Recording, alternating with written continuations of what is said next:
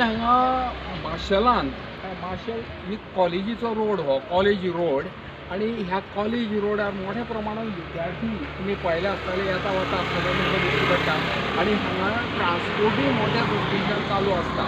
हांगा व्हडले ट्रकूय वता, बसी वता, गाडयो वता, स्कुटरी मोठ्या प्रमाणात तर चालूच आसता। सो हांगा एक अत्यंत अशी एक दुर्घटना जावपाची अशी एक हांगा हें म्हळ्यार एक हांगा खांबो जो पळय आसा हो खांबो BSNLाचो टॅलिफोनाचो खांबो सादारण वर्सभर जालें ह्या खांब्याक हांगा बँड जावन आसा।